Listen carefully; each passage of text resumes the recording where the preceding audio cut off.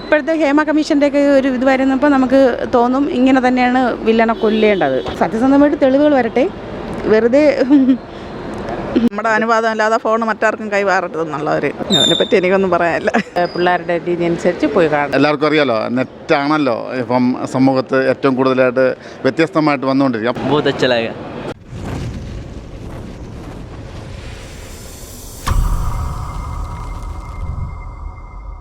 നല്ല പടം, നല്ല സിനിമയാണ്.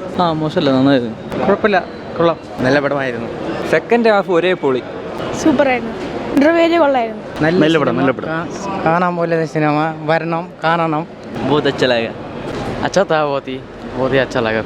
നല്ല ഫിലിമാണ്. കോളേജ് ക്യാമ്പസിനകത്ത് നടക്കുന്ന സംഭവങ്ങളാണ്. ഒരു പുതിയ രീതിയിൽ അത് ആവിഷ്കരിച്ചിട്ടുണ്ട്. രാജേഷ് വി രാജ എന്ന് പറഞ്ഞ ഡയറക്ടർ നല്ല രീതിയിൽ അതിനകത്ത് ചെയ്തിട്ടുണ്ട്. ഫാമിലിയായിട്ട് പോയിരുന്ന് നല്ല രസമായി കാണാൻ പറ്റിയ കുറേ അഡ്വൈസ് ഉണ്ട്. കുട്ടികൾക്കെല്ലാം കുറേ പുതിയ അഡ്വൈസ് ഉണ്ട്. രാജ്യത്ത് നടക്കുന്ന കുറേ സംഭവങ്ങൾ റിവീൽ ചെയ്യുന്നുണ്ട്. നല്ല രസമായിട്ടുണ്ട്. നല്ല സിനിമയാണ്. എല്ലാവരും അമ്മമാരും അതുപോലെ കുടുംബമായിട്ട് വന്ന് കാണേണ്ട ഒരു സിനിമയാണ്. അതുകൊണ്ട് എല്ലാവരോടും ഞാൻ പ്രത്യേകം പറയുകയാണ്, പട്ടം സിനിമ എല്ലാവരും കാണണം. പടത്തിൽ എടുത്തു പറയുക, ഇപ്പോൾ നമ്മളിപ്പോൾ കോളേജ് ലൈഫിൽ വന്നിട്ട് ഓരോ കുട്ടികൾ ഇന്ന്, അതായത് എല്ലാവർക്കും അറിയാലോ, നെറ്റാണല്ലോ ഇപ്പം സമൂഹത്ത് ഏറ്റവും കൂടുതലായിട്ട് വ്യത്യസ്തമായിട്ട് വന്നുകൊണ്ടിരിക്കുക. അപ്പോൾ അതിനെക്കുറിച്ചുള്ള കൃത്യമായിട്ടുള്ള കാര്യങ്ങൾ പറയുന്നുണ്ട്. കാരണം കുട്ടികൾ മൊബൈൽ യൂസ് ചെയ്യുന്നുണ്ട്. അപ്പോൾ ആ മൊബൈൽ യൂസ് ചെയ്യുമ്പോൾ അവർ തെറ്റായ രീതിയിൽ മൊബൈൽ യൂസ് ചെയ്യുന്ന ആൾക്കാരുണ്ട്. അപ്പോൾ അതിനെക്കുറിച്ചൊക്കെ വളരെ ഭംഗിയോടുകൂടി തന്നെയാണ് ഡയറക്ടറും മറ്റേ ഇതിൽ എല്ലാവരും ആ ഒരു കഥയും അതുപോലെ തന്നെയാണ്. നല്ല രീതിയിൽ തന്നെയാണ് ഈ പട്ടം സിനിമ എടുത്തിരിക്കുന്നത്. നല്ല ഒരു ലെവലിൽ തന്നെയാണ് പട്ടം സിനിമ എടുത്തിരിക്കുന്നത്. അടിപൊളി സിനിമയാണ്, നല്ല സിനിമയാണ്. ഫാമിലിയായിട്ട് പോയി കാണാൻ പറ്റിയ സിനിമയാണ്. ഇപ്പോഴത്തെ പിള്ളേരുടെ രീതി അനുസരിച്ച് പോയി കാണണം. അടിപൊളി സിനിമ, നല്ല സിനിമയായിരുന്നു. വെടിവെച്ച് വരുന്നതൊക്കെ നല്ല സൂപ്പർ ആക്ഷൻ, നല്ല പാട്ടുകളായിരുന്നു. കൊള്ളാം, വളരെ സൂപ്പർ പടം.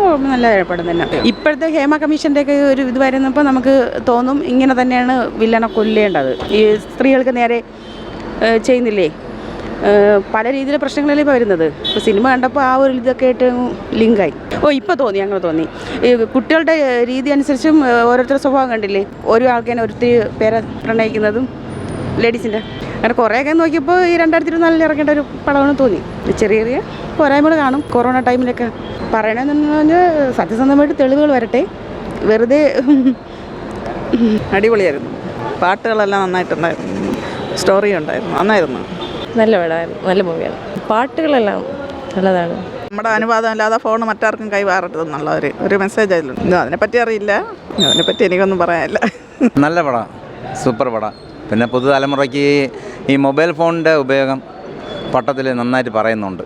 അത് എല്ലാ രക്ഷകർത്താക്കളും ശ്രദ്ധിക്കാനുള്ള ഒരു കാര്യമാണ് ഈ മൊബൈലിൻ്റെത്. പക്ഷെ നല്ലൊരു മെസ്സേജാണ്, നല്ല മൂവിയാണ്, സൂപ്പറായിട്ടുണ്ട്. നല്ല പടമാണ്.